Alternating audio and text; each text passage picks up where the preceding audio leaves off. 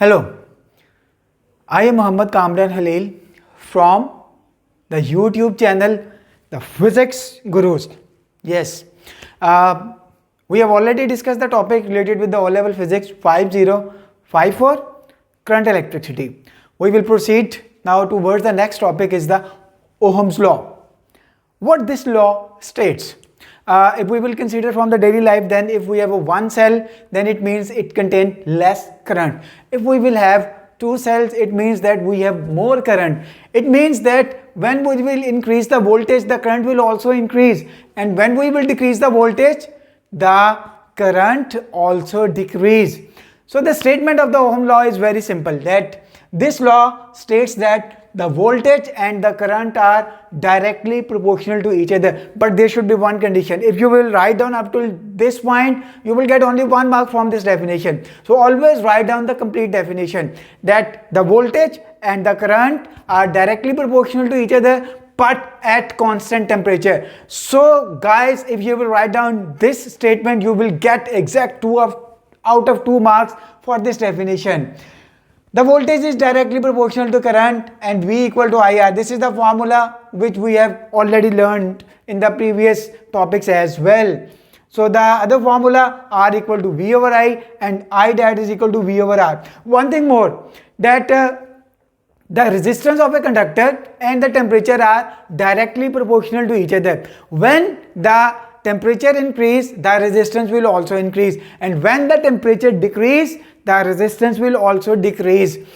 The reason for this is not related with this our syllabus related with the O levels, but for the A levels. When I will make the video on the A levels, then I will explain that what is the basic reason why the resistance increases by increasing the temperature. So you have to only remember this, that the resistance and temperature are directly proportional to each other.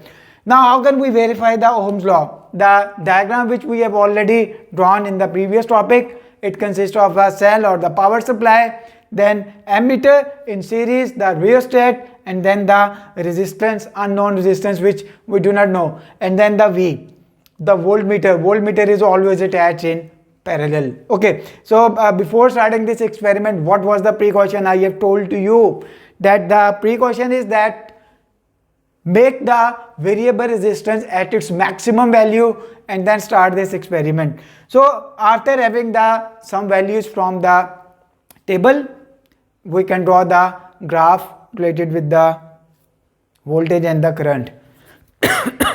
Excuse me. So voltage and the current, and then what will happen? The gradient will give us the value of the resistance. How can we find the gradient? y2 minus y1 over x2 minus x1. So along the y-axis it is v2 minus v1, along the x-axis it is i2 minus i1. But if I will swap the axis, if I will take the current along the y-axis and voltage along the x-axis, then what gradient I will get? I will get the gradient 1 over r. What is the reason? Because the formula will remain same, y2 minus y1 over x2 minus x1, but now from this we can see that the current is equal to V over R and R that is equal to V over I, or 1 over R we can get I over V. So if the graph is like this, then what you will do, you will find the reciprocal in order to get the final resistance for this graph B. Now in the paper, the other graphs related with this, these are the non-ohmic conductors. The ohmic conductors are those conductors which obey the Ohm's law, and we will get a straight line as we have discussed in the previous two graphs. But if the conductor is non-ohmic, then what will happen? We will not get the straight line, we will get a curve. Majority of the time, this is the question which has been asked in the paper, draw the graph for the filament bulb, and I is along y-axis and V is along x-axis. 95% this graph has been asked in the paper. So the shape of this graph will be like this, that up to some point the resistance will constant and then the value of the current will decrease. Why the value of current will decrease, I will explain it. And similarly for the other graph, VI graph, we can draw in the opposite way. The question that why the current decreases in the filament lamp. What is the reason? When you will switch on the filament lamp, you have observed that it will become hot very quickly. So when the voltage will increase, the temperature inside the filament bulb will increase. It increases around 2000 degrees centigrade only. And due to a very high temperature, what will happen to the resistance? The resistance will increase. And when resistance will increase, okay, that is fine, the current will decrease, because resistance and current are inversely proportional to each other. So this is the reason the answer of this question will contain 3 marks, and you will write down this specific reason, that voltage increase, the temperature increase, resistance increase, current will decrease. You will get 3 out of 3.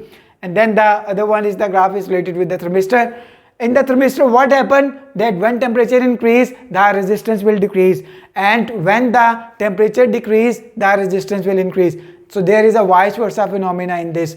We will not go into detail that why this is happening, but we have to remember the graph of the filament lamp, which has been asked 95% in the exams, and then the very few options have been given, or a very little question has been asked related with the graph of the thermistor. I hope that now you have good understanding of the Ohm's law. Now the next topic I will cover is the cells connected in series and cells connected in parallel. We will discuss the advantage and disadvantages of that in the next topic. Take care. Stay